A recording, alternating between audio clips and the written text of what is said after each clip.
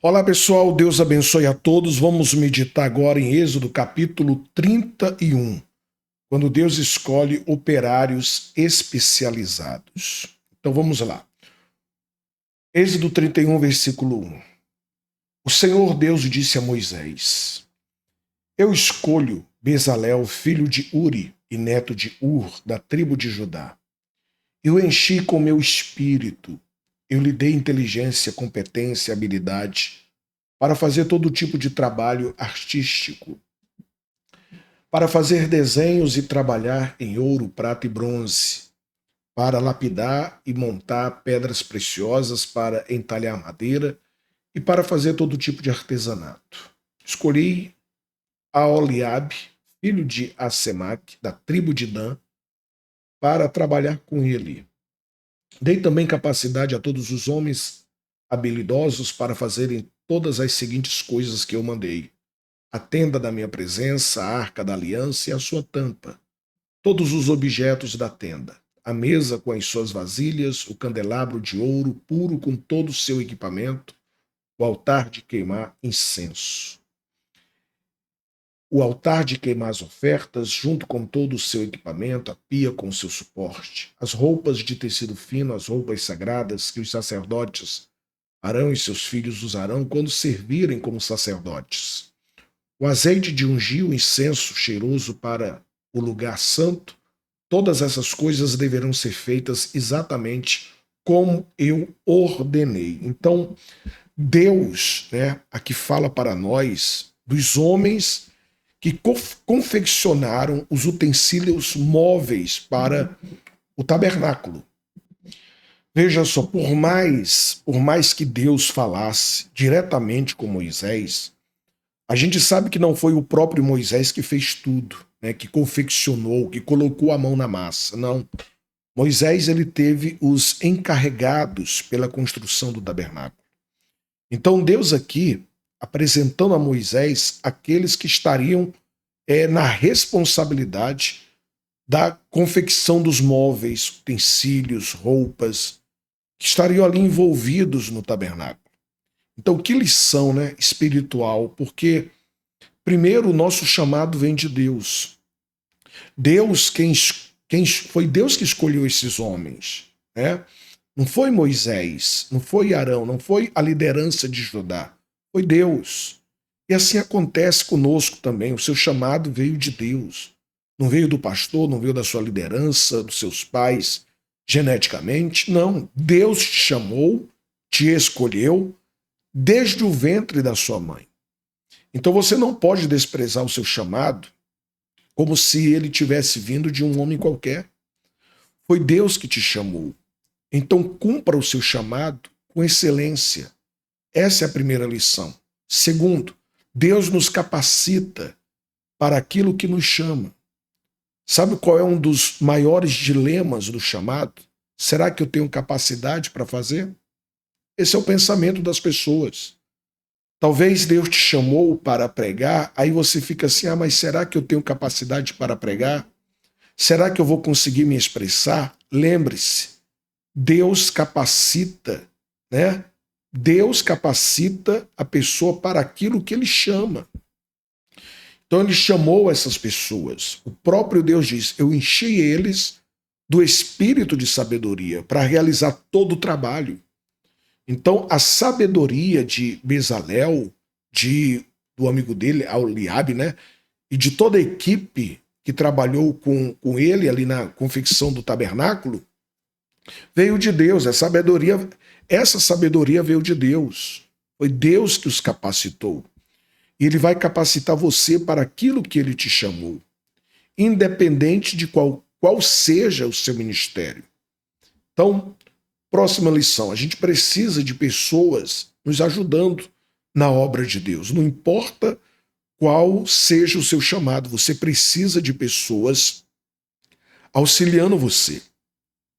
Você vê que quando você olha para Jesus, ele é o Filho de Deus. Jesus andava com os seus apóstolos, mas mesmo assim ele precisou dos seus apóstolos para pregar, para mandá-los para evangelizar.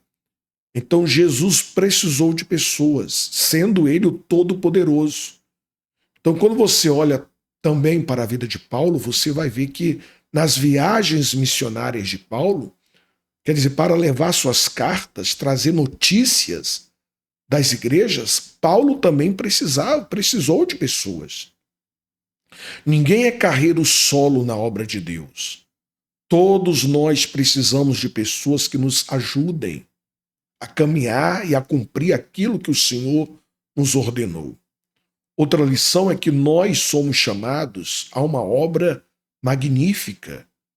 Deus vai descrever quais seriam as funções de Bezalel e dos outros, da sua equipe. Construir a arca, a tampa da arca, que é o propiciatório, moldurar os querubins em cima da tampa, fazer o candelabro, o altar de incenso, a mesa dos pães, o altar de bronze, só coisas sagradas. Olha que obra magnífica, né? Eles foram chamados para fazer. E Deus nos chama também para fazer uma obra magnífica, independente de qual seja o seu ministério. Deus me chamou, pastor, para, um exemplo, ensinar as crianças na igreja, então isso é uma obra magnífica. E outra coisa, outra lição, Deus requer fidelidade. Fidelidade daqueles que ele chamou. Quer dizer, o que Deus requeria desses homens, né, é que eles cumprissem um modelo que Deus havia dado a Moisés. Quer dizer, a fidelidade.